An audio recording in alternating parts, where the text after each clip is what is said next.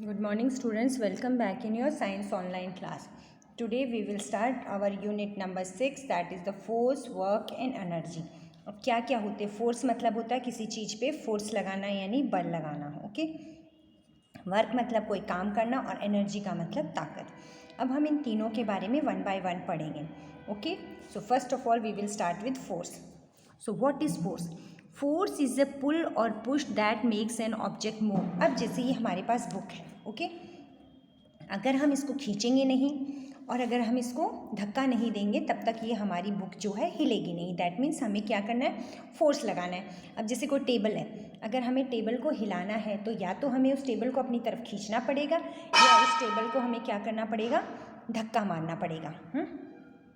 तभी वो हमारा ऑब्जेक्ट हिल सकता है. और उसके लिए हमें क्या चाहिए? फोर्स. फोर्स का मतलब होता है बल. ओके. यानी किसी भी चीज़ पे बल लगाने से ही, ताकत लगाने से ही कोई चीज़ हिलती है. Force is needed to work. और किसी भी काम को करने के लिए हमें क्या चाहिए? फोर्स चाहिए. बिना फोर्स के, बिना पुल या पुश के हम किसी भी चीज़ को मूव नहीं कर सकते. जैसे ये पेंसिल है, अगर हम इसको ना छुएं ना हिलाएं तब तक हम इसको मूव नहीं कर सकते. इसके लिए हमें कोई काम करना पड़ेगा. इरेजर है, इसको हिलाने के लिए हमें काम करना पड़ेगा. Force helps in setting a body in motion. It can also help in stopping the body which is in motion. तो फोर्स लगाने से क्या होता है? जैसे अब यहाँ पे देखिए, बच्चा फोर्स लगाएगा तभी साइकिल चलेगी. अब इसकी साइकिल चल रही है, लेकिन अगर दूसरा बच्चा यहाँ पर क्या करेगा? फोर्स लगाएगा थोड़ा उसको, तभी वो रोक सकता है. यानी किसी भी चीज़ का मोशन, कोई भी चीज़ चल रही है, जैसे ये ऐसे है, अगर जब तक हम इस पर फोर्स नहीं लगाएंगे, मूवमेंट नहीं रोकेंगे, उसके लिए हमें फोर्स लगाना पड़ेगा. दैट मीन जो फोर्स है वो किस लिए चाहिए? किसी भी मोशन को करने के लिए और मोशन को स्टॉप करने के लिए. कोई भी काम करने के लिए और रोकने के लिए हमें दोनों ही स्थिति में क्या चाहिए? फोर्स चाहिए. Force is also said to be applied when an object is twisted. कई बार किसी चीज़ को अगर हमें मोड़ना है, तो मोड़ने के लिए भी हम लोग जैसे कपड़े सुखाते हैं ना, तो अगर हमें किसी चीज़ को मोड़ना है, घुमाना है, तो भी हमें फोर्स चाहिए. तोड़ना है तो भी मोड़ चाहिए. अगर किसी चीज़ को निचोड़ना है, स्क्वीज़ करना है, तो भी हमें फोर्स चाहिए. यानी हर काम को करने के लिए हमें क्या चाहिए? फोर्स चाहिए. Force can also help in changing the shape. और कई बार किसी चीज़ का अगर शेप चेंज करना है, मान लो अगर आपके पास कोई टमाटो है, उस पर जब हम फोर्स लगाते हैं तो क्या होता है? वो पिचक जाता है. दैट मीन्स उसकी जो शेप है वो हमने किससे चेंज की? फोर्स लगा के. फॉर एग्ज़ाम्पल जैसे ये देखिए, ये हमारे पास एक ग्लास है. ओके.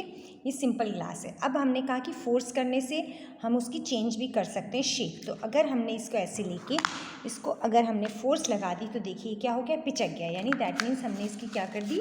शेप को चेंज कर दिया. यानी फोर्स किस किस काम में आता है? किसी ऑब्जेक्ट को मूव करने के लिए, किसी ऑब्जेक्ट को ट्विस्ट करने के लिए, किसी ऑब्जेक्ट को बेंड करने के लिए और किसी ऑब्जेक्ट को निचोड़ने के लिए और उसकी शेप चेंज करने के लिए. ओके. फोर्स में also change the direction of the motion of an object. और कई बार जैसे कोई गाड़ी, अब जैसे ये बच्चा है साइकिल लेके जा रहा है, अगर हम इस पर फोर्स लगाते हैं तो हम इसको मोड़ के इसकी साइकिल को दूसरी डायरेक्शन में भी कर सकते हैं. यानी फोर्स से क्या हो जाएगा? उसकी डायरेक्शन भी चेंज हो जाएगी. और क्या काम हो रहा है? उसका मोशन भी हो रहा है, ट्विस्ट भी हो रहा है, बेंड भी हो रहा है, स्क्वीज़ हो रहा है. ये सब काम किससे हो रहे हैं? आपके फोर्स लगाने से, आपके बल लगाने से. ओके.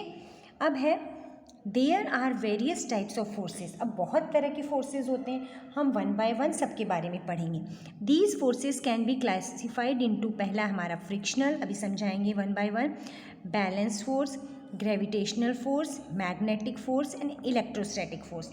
यानी टोटल आपके पास कितने हो गए? Frictional 1, balance 2, gravitational 3, magnetic 4 and electrostatic 5. तो दैट मीन्स कुछ चीज़ें आपने सुनी है. बैलेंस मीन्स किसी चीज़ को बैलेंस करने के लिए. ग्रेविटेशनल मीन्स हमने पिछले लेसन में पढ़ा था कि ग्रेविटी जो हमारी धरती जो हमें अपनी तरफ खींचती है, दैट इज़ हमारा ग्रेविटेशनल फोर्स. मैग्नेटिक फोर्स क्या हो सकता है? जैसे मैग्नेट है, आपने कई बार देखा है मैग्नेट की तरफ अगर कील इकट्ठी करते हैं तो मैग्नेट उसको अपनी तरफ खींचता है. दैट मीन्स वो क्या है? Magnetic force. और इलेक्ट्रोस्टैटिक फोर्स हम वन बाय वन एक एक के बारे में पढ़ेंगे. ओके. तो let's start. First of all types of forces. Okay. पहला हमारा फ्रिक्शनल यानी घर्षण. यानी किसी चीज़ को, जैसे अब मैं इस बुक को आपकी टेबल पे बार बार क्या कर रही हूँ? घिस रही हूँ, है ना, इससे ये मूवमेंट कर रही है. अब यहाँ पर ये देखिए, अब दो बच्चे कैरम बोर्ड खेल रहे हैं। अब ये कैरम बोर्ड की गोटी है। अब इसको आपने अपनी उंगली से क्या किया, फोर्स लगाया तो इस पर क्या है, ये फ्रिक्शन क्या फोर्स है, कौन सा फ्रिक्शन फोर्स, यानी ये यहाँ से सरकते सरकते जाके इसके अंदर चली गई। It is a force that tries to stop the object sliding across each other. इसमें क्या होता है, मोस्टली स्लाइडिंग होता है। When you play carom, you might have noticed that the carom moves very smoothly when there is enough powder on the board. तो जो हमारी carrom board की गोटी है वो कब ज़्यादा फिसलती है, जब उस पर वहाँ पे क्या डाला रहता है, powder. Why is it so, ये क्यों इतनी आसानी से चलती है, because frictional force is acting against the movement of the carrom coin. यानी जो फ्रिक्शन फोर्स है जो इसके ऊपर है, बोर्ड के ऊपर है, वो इसके क्या कर रहा है, अगेंस्ट, यानी इसके उल्टे काम कर रहा है। आप यहाँ से कर रहे हो, नीचे से जो फोर्स है वो फ्रिक्शनल फोर्स आ रहा है। When there is less powder this force is known as frictional force. तो कह रहा है कि because frictional force is acting against the movement of the carrom coin when there is less powder. जब इसमें लेस पाउडर होता है तो आपकी गोटी क्या होती है, घिसते घिसते वहाँ तक जाती है। नहीं तो आपकी गोटी पाउडर डालने से आसानी से चली जाती है। तो जो आपका बोर्ड और आपकी गोटी के बीच में जो फोर्स लगा है, जो आपने फोर्स से उसको वहाँ अपनी जगह से दूसरी साइड भेजने के लिए जो फोर्स लगाया है, वो जो घिसते हुए गया है, घर्षण करते हुए, that force is known as frictional force. अब है कि फ्रिक्शनल फोर्स हमारी लाइफ में कहाँ काम आता है। Did you ever try running on a floor which is smooth और वेट। कई बार आप लोग फिसलते हो, है ना, भागते भागते अपने शूज़ से फिसलते हो, तो क्या होता है, इट इज़ वेरी डिफ़िकल्ट। अगर कोई चिकना फर्श है, गीला फर्श है, तो हम उस पर क्या होते हैं, फिसल जाते हैं। क्यों, water reduces the friction and if you try to run और walk fast you will slip and fall.